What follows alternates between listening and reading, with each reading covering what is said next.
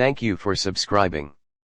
Montgomery Clift, often described as the epitome of an intelligent and soulful gaze, was known for playing emotionally delicate and sensitive male characters.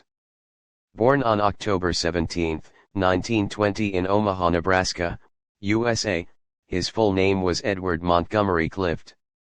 Nicknamed Monty, he was born to a Wall Street broker father and a Southern aristocratic mother. He was a twin, growing up as one of three siblings including his older twin brother, William Brooks Clift Jr. He received a privileged education with private tutors and traveled frequently in Europe. However, after the 1929 stock market crash, the family moved to Florida. At age 13, his mother noticed his talent in a small local theater group and continued to support his acting career. At 14, he made his Broadway debut in Fly Away Home, and gained stardom with Dame Nature in 1938. He turned down many film offers early on, preferring stage work. In 1947, the Actors Studio was founded. Elia Kazan and Lee Strasberg invited Clift to learn method acting techniques. He made his film debut in Fred Zinnemann's The Search 1948, earning an Oscar nomination for Best Actor. He also gained attention that same year with Red River.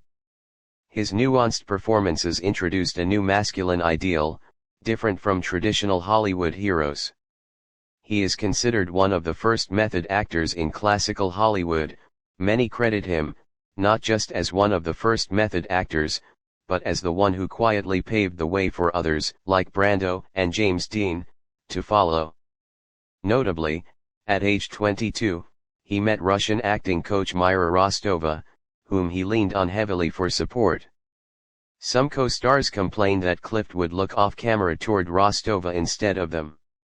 Though Myra Rostova was officially his acting coach, she became much more than that, his closest confidant and lifelong companion.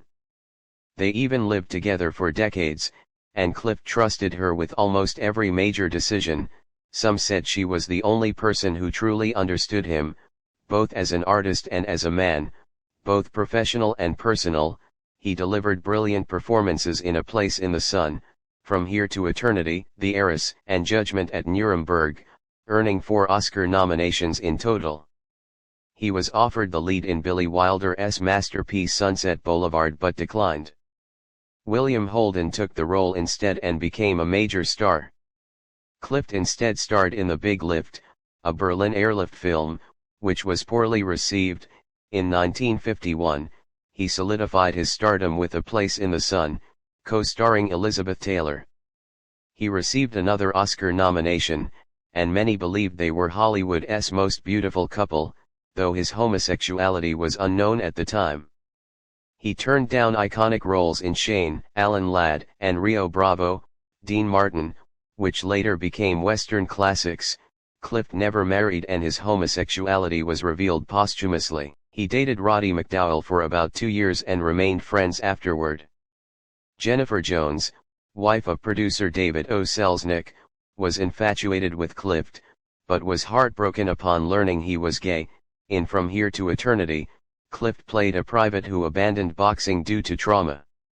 Co-star Burt Lancaster reportedly felt pressure and rivalry filming scenes with him. Both were nominated for Best Actor, splitting the vote, and ironically William Holden won the Oscar.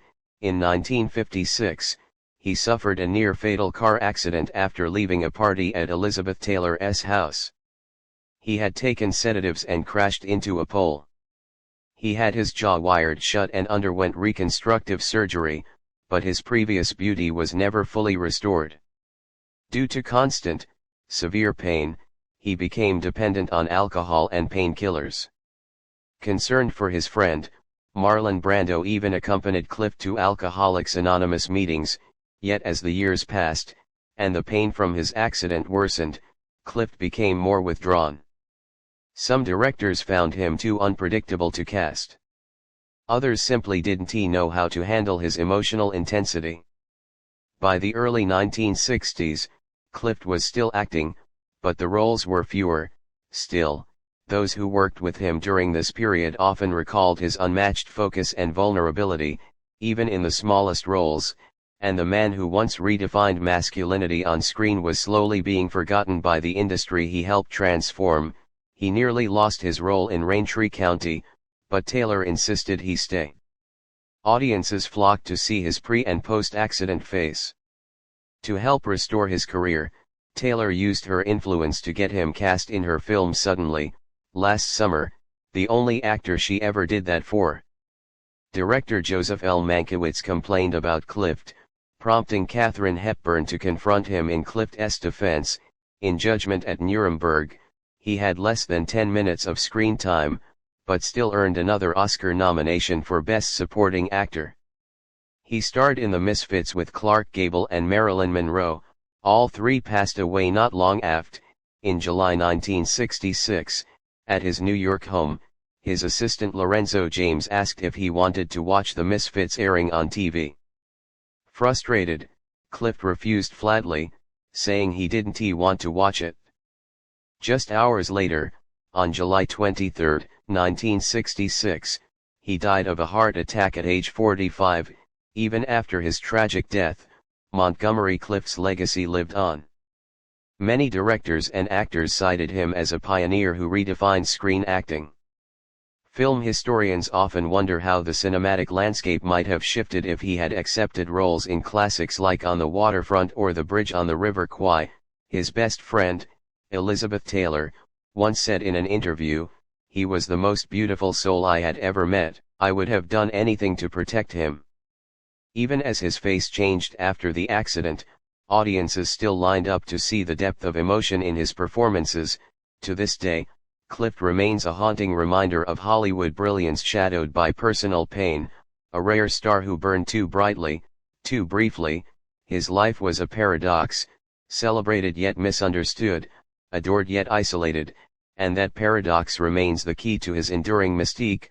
Fun fact: here are major films Clift famously turned down: Alfred Hitchcock, Rope, John Dahl, Billy Wilder, Sunset Boulevard, William Holden, Elia Kazan, East of Eden, Richard Davalos, On the Waterfront, Marlon Brando, William Wyler, Friendly Persuasion, Anthony Perkins, Fred Zinnemann, High Noon, Gary Cooper, George Stevens, Shane, Alan Ladd, George Cukor, A Star is Born, James Mason, Howard Hawks, Rio Bravo, Dean Martin, King Vidor, War and Peace, Henry Fonda, David Lean, The Bridge on the River Kwai, Jeffrey Horn role, Richard Brooks, Cat on a Hot Tin Roof, Paul Newman role.